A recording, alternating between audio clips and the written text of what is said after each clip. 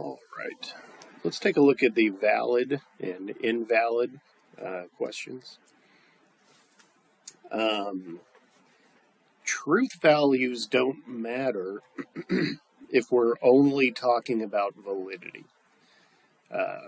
You can have like nonsense examples, but the key is that if the premises are true, does the conclusion make sense, and does it follow from the premises? So, I know we've looked at these in class, but we'll take a look at them right now. Premise 1, if you have a maple tree, then you have to rake leaves in autumn. Premise 2, Mary does not have a maple tree. Conclusion, Mary does not have to rake leaves in the autumn. And this is invalid because there are lots of other trees that Mary could have that would require her to rake leaves in autumn. I think the next one is also about leaves. Yeah, let's look at this one.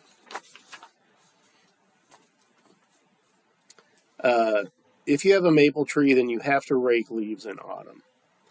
John has to rake leaves in autumn. Conclusion, John has a maple tree.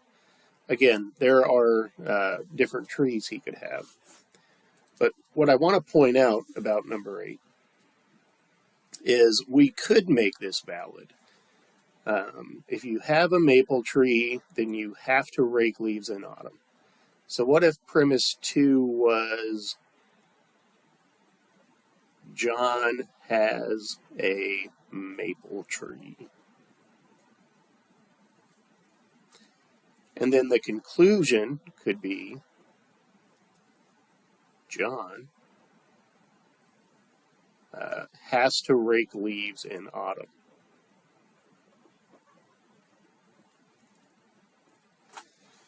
And so that would be valid.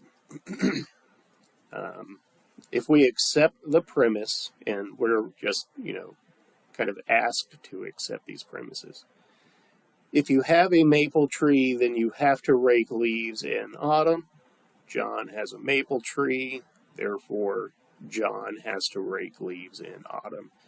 That would be valid because that would the conclusion would follow from the premises. Again, that's the key phrase here. Number 9, if I have a shovel, I can dig a hole. Premise 2, I dug a hole, therefore, this is the conclusion, therefore I had a shovel. And of course you could dig something with your hands, I guess. So, invalid.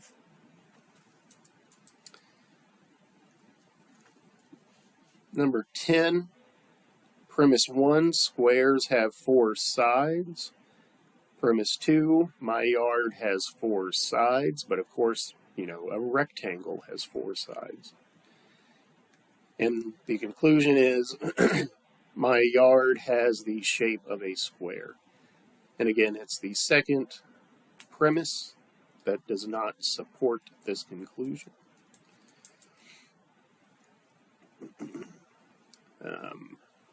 Number 11, so that's invalid.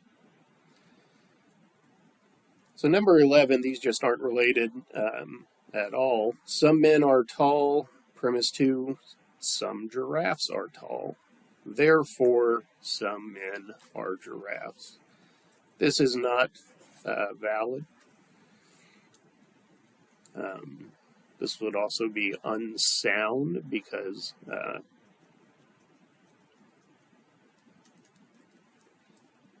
again, it's just unrelated.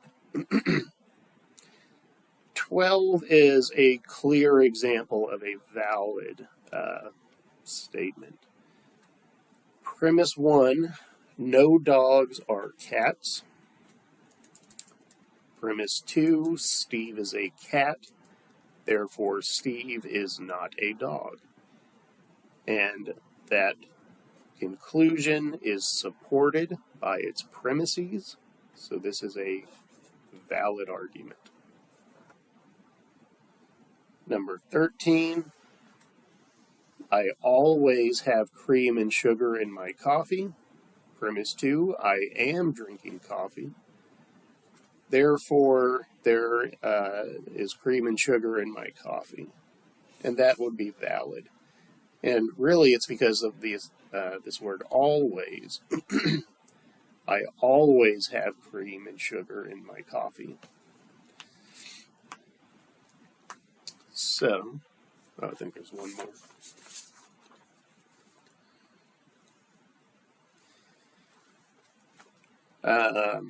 Oh yeah, this one was terrible. Number 14. I don't even know. Some animals are not black and white. This horse is not black and white.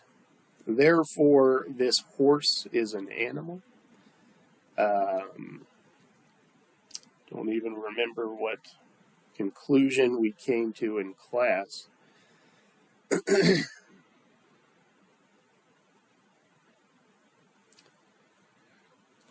So, I don't know. Hopefully you don't get one like this.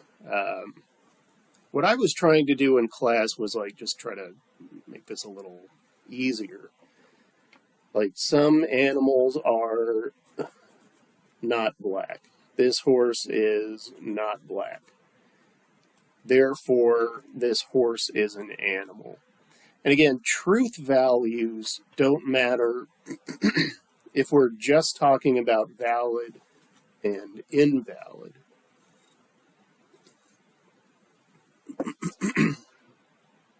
So, you could make the case that this conclusion, again, it doesn't have to be a true statement, but that this conclusion is supported by the evidence. Some animals are not black. This horse is not black. Therefore, this horse is an animal. It doesn't matter that a horse is an animal is a true statement. It's more about, is it supported by its premises? And this is definitely the vaguest premise.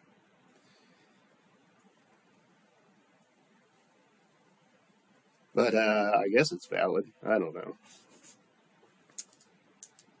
Some of these problems are a little weirder than others. But again, something like a clear, valid argument. Number 12, I like number 12. No dogs are cats. Steve is a cat. Therefore, Steve is not a dog. Because it tells you that dogs and cats, as Venn diagrams, they would be separate circles. It's telling you that Steve is in the cat circle. Therefore, Steve is not a dog. The conclusion is supported by its premises. And now we have the fallacy questions. Had a couple things I wanted to say about the fallacies. Some of them are pretty straightforward and easy to understand. I think appeal to authority, you don't really need help on. That's where someone gets to ignore an argument that's being made just by declaring that they're an expert or something.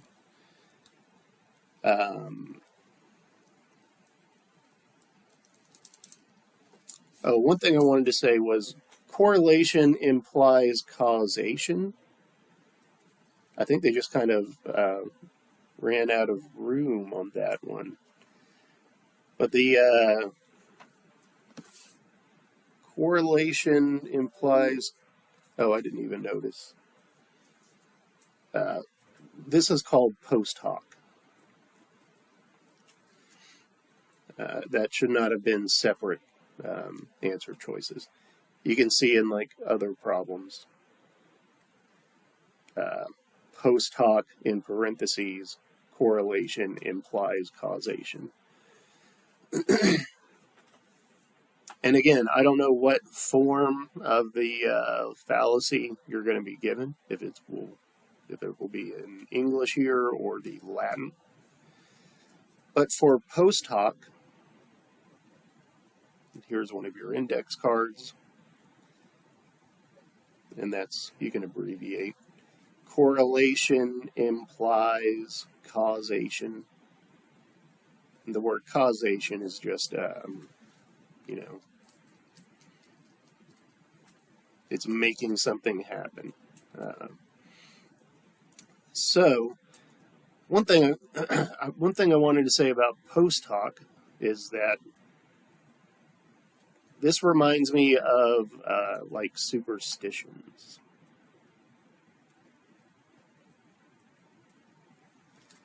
Something like I walked under a ladder and I twisted my ankle the same day. Those are just unrelated incidents. Correlation means something is like happening at the same time. So just because that happened doesn't mean that your twisted ankle was caused by the occurrence of walking under a ladder. Or you cross a black cat and you lost your phone or something. They are unrelated. Correlation does not cause things to happen. Other ones, false dilemma.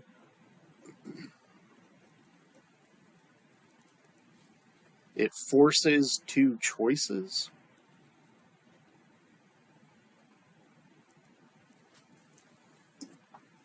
When there could be other options available. I think the ones that are maybe a bit confusing are like appeal to ignorance.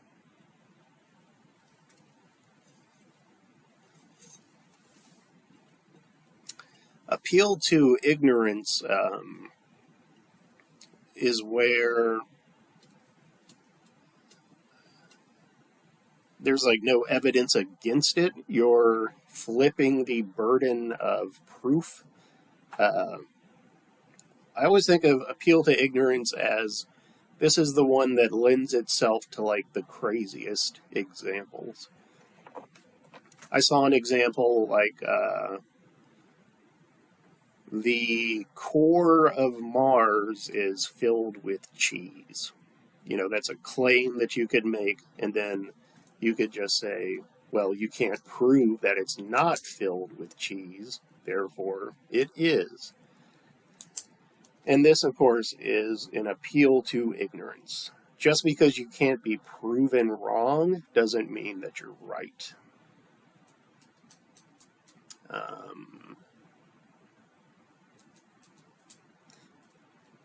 So basically, you're saying that there's no evidence against the argument.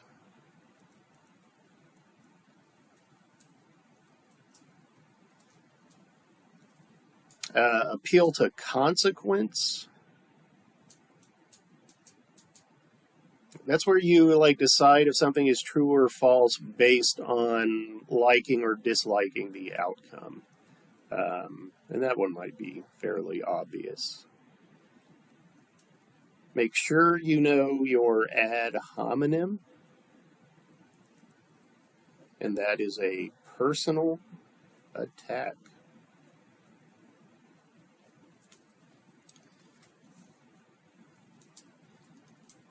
Any kind of like name calling becomes an ad hominem. So a lot of these that had multiple fallacies, it would start with or end with an ad hominem, where they're like calling people names. And then I feel like straw man didn't come up enough, or that I missed it as we were looking at some of these. A straw man is, honestly, it's like the fallacy you're going to see the most or encounter the most. You can have a really well thought out, argument or position, and someone will blow you off just by making up a different argument that's easier for them to win.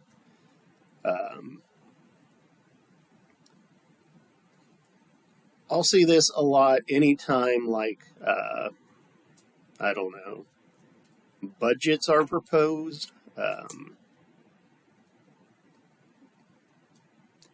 Anything that expands like healthcare, you'll find people in the news saying, well, you must hate America because you want to take funding away from whatever. Of course, you can fund multiple things, so that's a straw man. But a straw man is like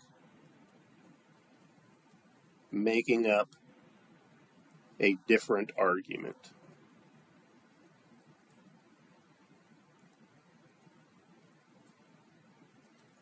Or ignoring the position that you're taking by making up their own thing, basically.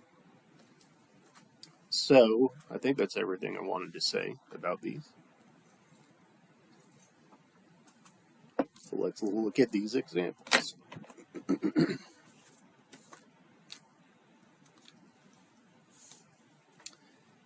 So let's categorize some logical fallacies. We can go to the amusement park or the library. That's a big key that, it's a forced choice. It's presenting two options. So that's a big giveaway here that this is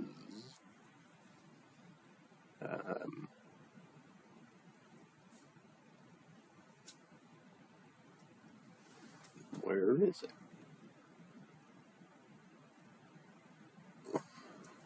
Oh, false dilemma. Oh my gosh.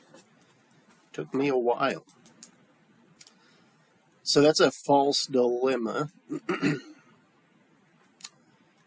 have what we marked down in class too. Because again, there are some that have multiple fallacies happening. I think it's a good idea for you to kind of underline what part of the sentence or the statements made you decide the fallacy. So the amusement park is too expensive, so we must go to the library. There are other places to go. This is a forced choice, so that is a false dilemma. During the Gulf War, many Americans made immense profits. Therefore, there can be no doubt that American business interests instigated the war. And so this could be a few things. I think we did decide, E, that this is, while this is kind of true,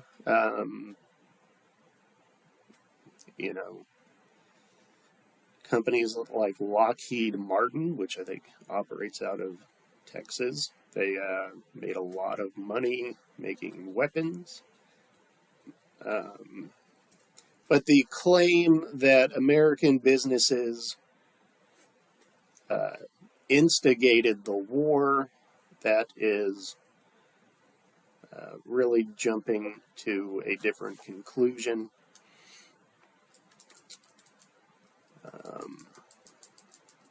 I don't think there's anything else it could really be.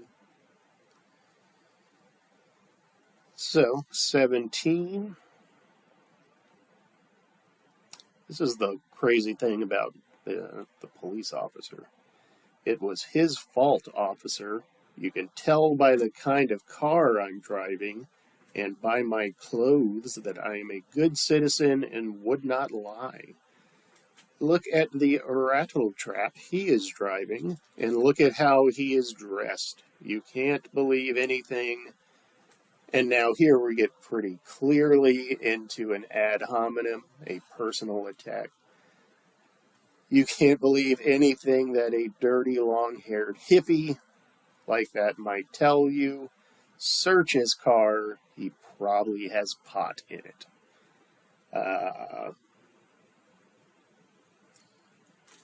I mean, that's kind of a straw man.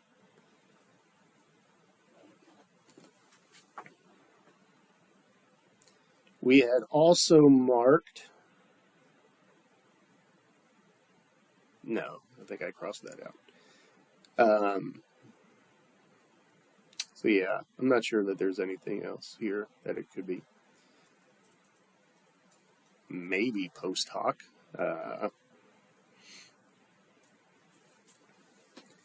And the way he kind of talks about himself at first made me think this might be an appeal to authority, but that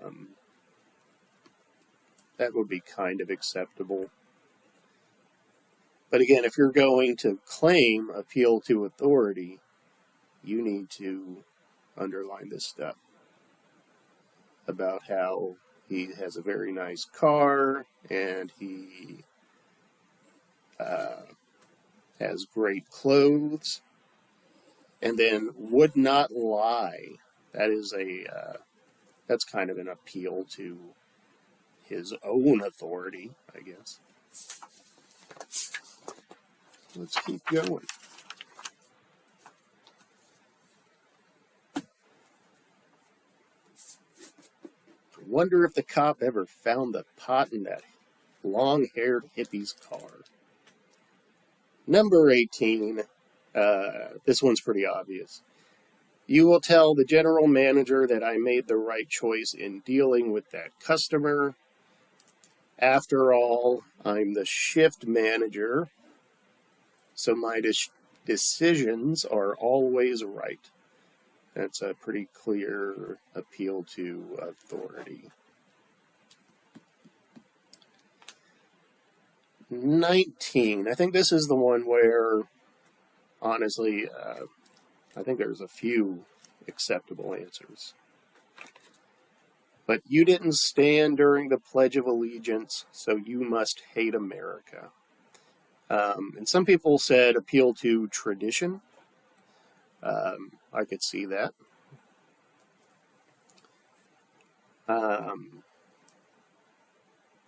Saying you must hate America, I mean, some people would take that as an insult. So maybe ad hominem would work. And then I think we also decided that this could be a false dilemma.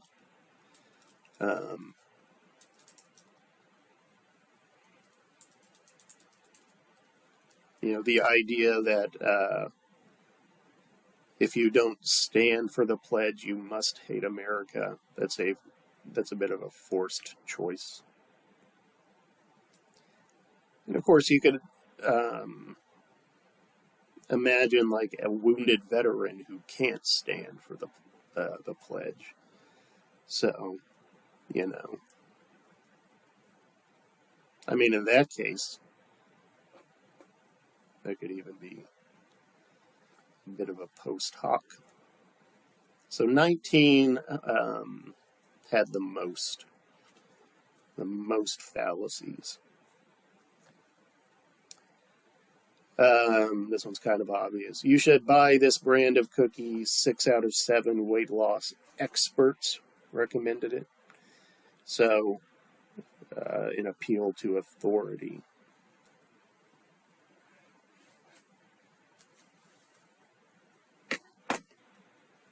Oh, I love this one. I looked up the pronunciation. Oh, and I didn't put this on the old list here. Tu quoque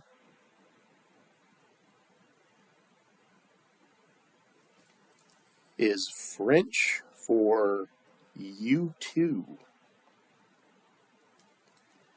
And this is sometimes called the appeal to hypocrisy.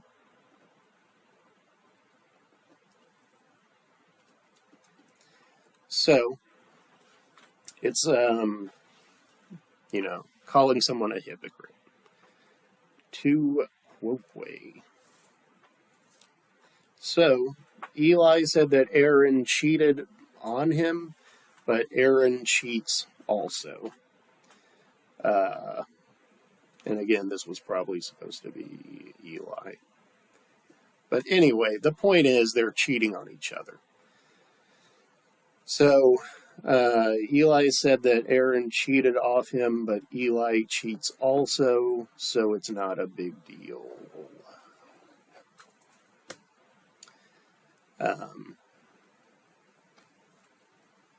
You're calling someone a hypocrite, then that is a tu quoque.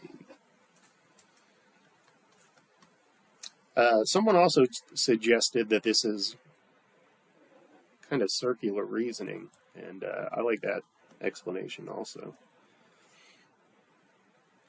That it's just a big old circle of cheating going on. We got a couple more.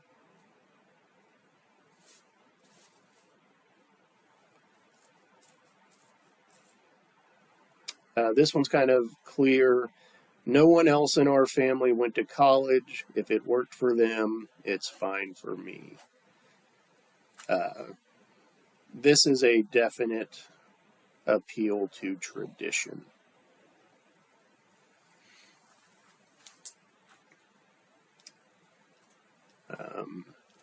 And it's that second sentence. If it worked for them, then it's fine for me. And finally, number 23. My opponent is a misogynist. That alone could be considered a personal attack, an ad hominem. He voted against anti-pornography legislation. So he must be in favor of the exploitation of women. Well, again, that's kind of a forced choice. So, false dilemma. That's also kind of a straw man.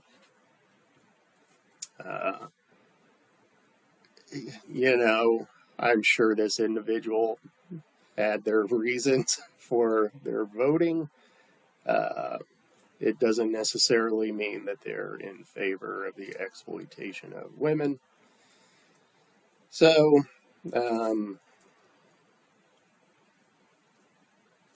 yeah. I think this is actually the most likely one to be a straw man, but I don't think we discussed this one as a straw man in class. And well, there you have it. Hope this video helped. If you have any questions, please reach out. And good luck on the exam. And I'll see you in class.